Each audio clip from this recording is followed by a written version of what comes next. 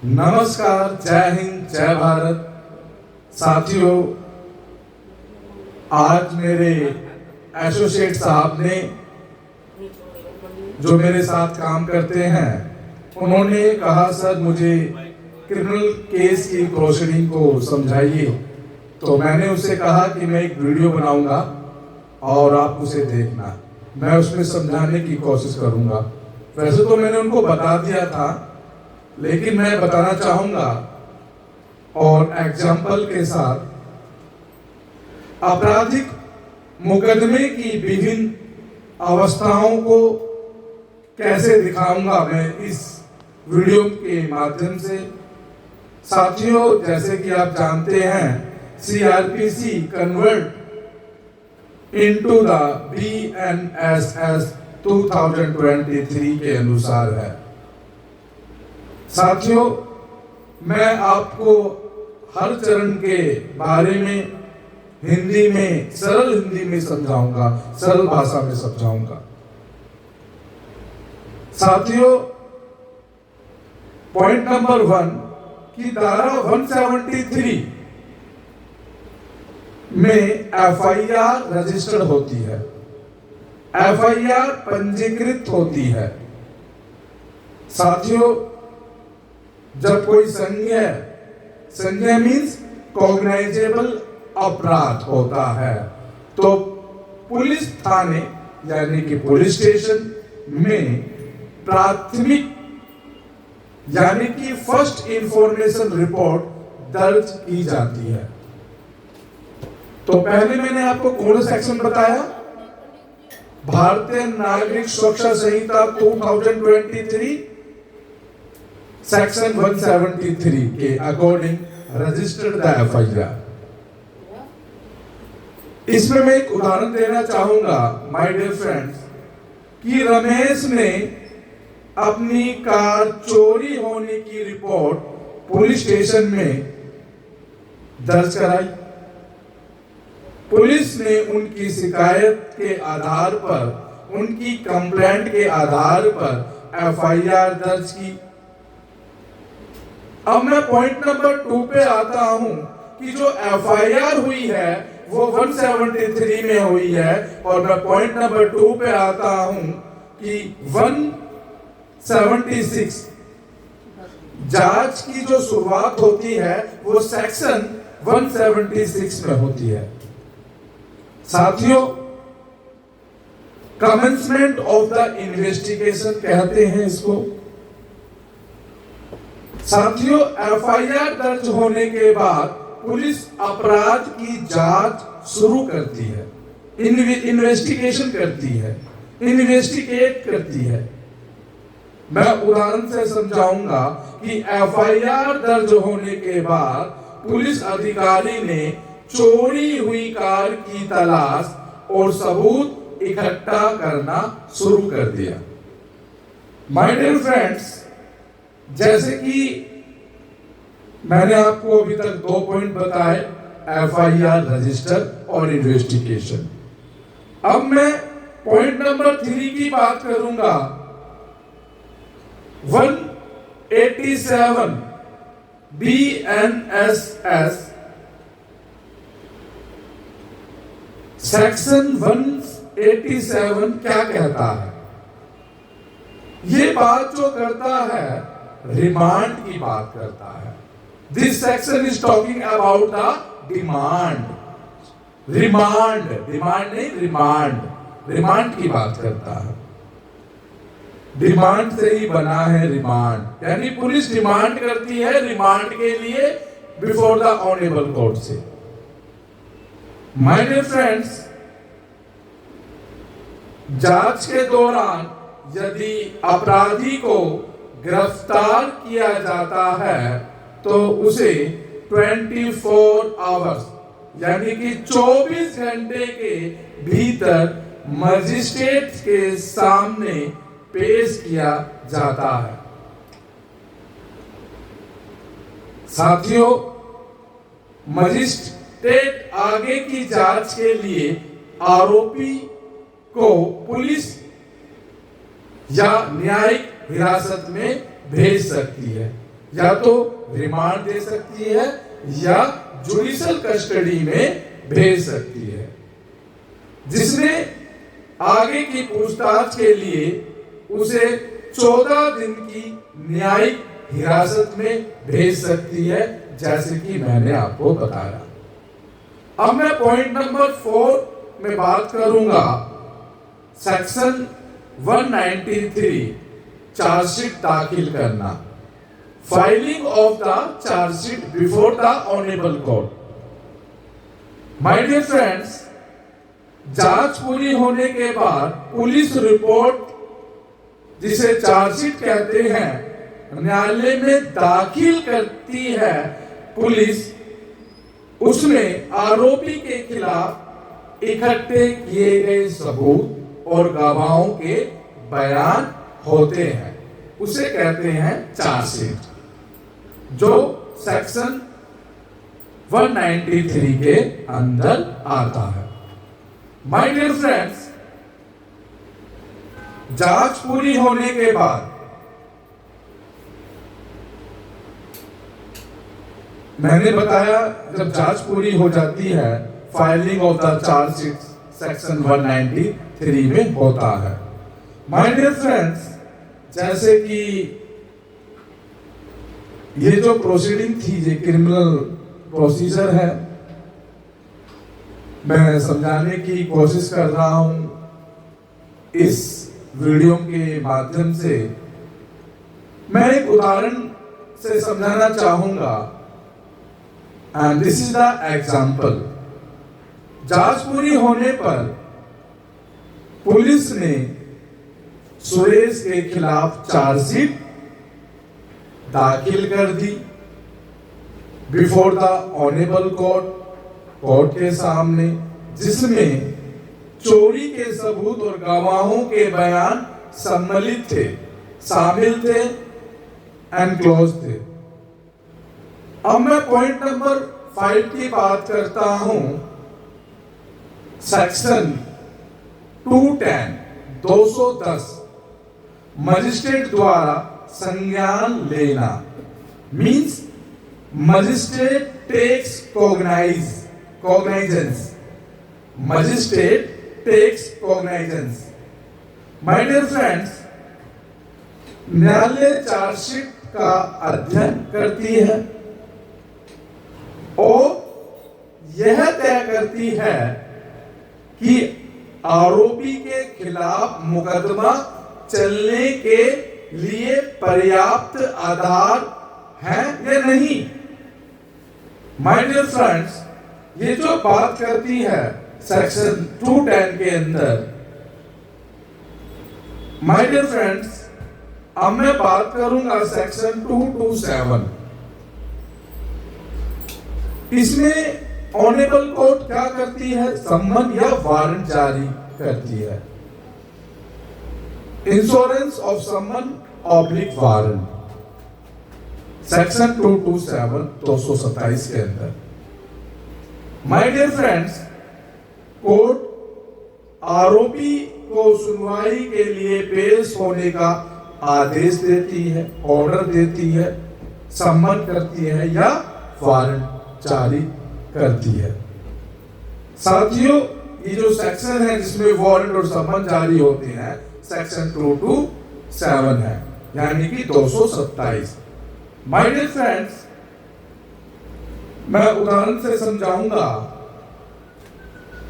Court ने सुरेश को मुकदमे की सुनवाई के लिए पेश होने के लिए सम्मन जारी किए।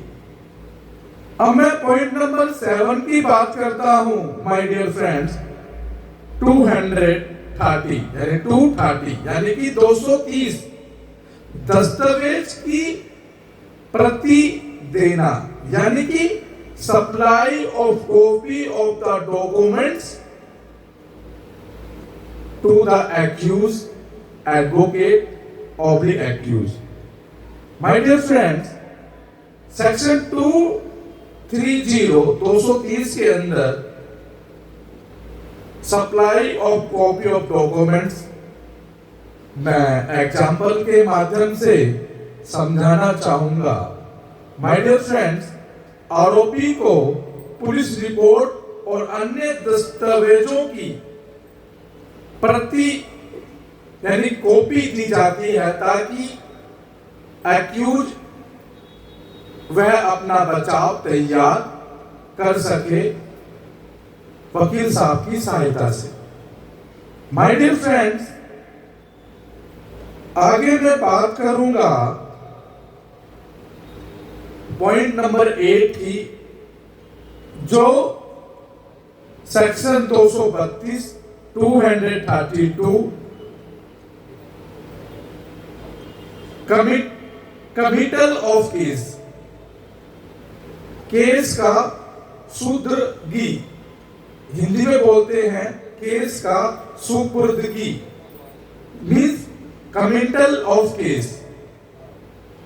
यदि केस सेशन कोर्ट में विचार अधीन है तो मजिस्ट्रेट केस को सेशन कोर्ट में भेज देता है। मेरे कहने का मतलब है कि अगर केस सेशन के अधीन आता है, उन सेक्शनों में चार्जशीट हुई है, तो मजिस्ट्रेट उसे सेशन कोर्ट में भेज देगा। माय डियर फ्रेंड्स, मैं एग्जाम्पल के माध्यम से समझाना चाहूंगा। सुरेश के खिलाफ चोरी का आरोप, जो कि एक गंभीर अपराध था, मजिस्ट्रेट ने केस को सुनवाई के लिए सेशन कोर्ट में भेज दिया। माय डियर फ्रेंड्स, अब मैं बात करूंगा पॉइंट नंबर 9, आरोप तय करना। ये जो इन विच सेक्शन कम 251 251 सेक्शन ये तय करता है, आरोप तय करने की बात करता है, फ्रेमिंग ऑफ चार्ज की बात करता है सेक्शन 251। माय डियर फ्रेंड्स, आरोपी के खिलाफ ऑनेबल कोर्ट आरोपी के खिलाफ औपचारिक रूप से आरोप तय करता है। मैं एग्जाम्पल के माध्यम से समझाना चाहूंगा। सेशन कोर्ट ने सुरेश पर चोरी के सेक्शन तय कर दिए, तो माय डियर फ्रेंड्स, 252 दोषी होने पर प्ली ऑफ गिल्टी अगर होता है, प्ली ऑफ गिल्टी होता है, तो आरोपी यह स्वीकार कर सकता है कि उसने अपराध किया है। सुनवाई के दौरान सुरेश ने अपने वकील साहब की सलाह पर अपना अपराध स्वीकार नहीं किया। मैं एग्जाम्पल के माध्यम से बताना चाहूंगा। सुनवाई के दौरान सुरेश ने अपने वकील की सलाह पर अपराध स्वीकार नहीं किया। अब मैं पॉइंट नंबर 11 पे आऊंगा कि क्या होगा।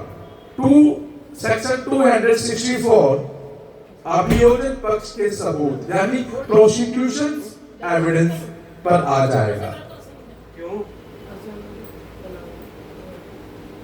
माय डियर फ्रेंड्स, अभियोजन पक्ष मतलब सरकार की ओर से अपने गवाहों को पेश करता है और सबूत प्रस्तुत करता है ताकि यह साबित किया जा सके कि आरोपी दोषी है। मैं उदाहरण से समझाना चाहूंगा। अभियोजन पक्ष ने सुरेश के खिलाफ 2 गवाह पेश किए जिन्होंने उसे चोरी की गई कार के पास देखा था।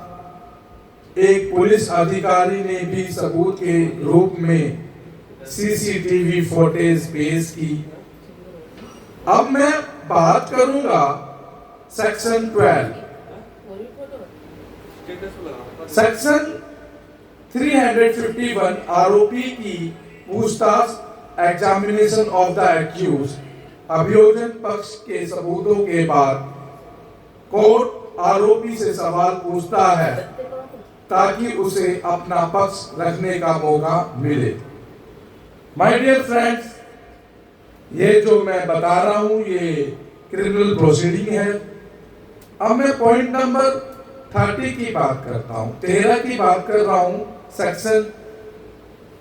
पॉइंट नंबर 13 की बात कर रहा हूं। सेक्शन 256/266 बचाओ पक्ष के सबूत, डिफेंस एविडेंस आएंगे। माय डियर फ्रेंड्स, मैं समझाना चाहूंगा, आरोपी का वकील अपने गवाहों को पेश करता है, सबूत प्रस्तुत करता है ताकि यह साबित किया जा सके कि उसका मौकिल, उसका क्लाइंट निर्दोष है। माय डियर फ्रेंड्स, अब मैं पॉइंट नंबर 14 की बात करता हूं। सेक्शन 157 बहस। जो सेक्शन 157 है, 257 है, सेक्शन 257 है, वो बहस की बात करता है। Section 257 talking about the arguments. अभियोजन और बचाव पक्ष के वकील अपनी अपनी दलीलें आर्गुमेंट करते हैं, पेश करते हैं। मैं एग्जाम्पल के माध्यम से समझाना चाहूंगा। माय डियर फ्रेंड्स, दोनों पक्षों के वकीलों ने अपने सबूतों, गवाहों के आधार पर ऑनरेबल कोर्ट के सामने अंतिम दलील पेश की। अब मैं पॉइंट नंबर 15 की बात करता हूं। माय डियर फ्रेंड्स, ये क्या कहता है? सेक्शन 158/271 फैसले की घोषणा। Judgement of conviction, acquittal and conviction, जो सेक्शन 58/271 बात करता है।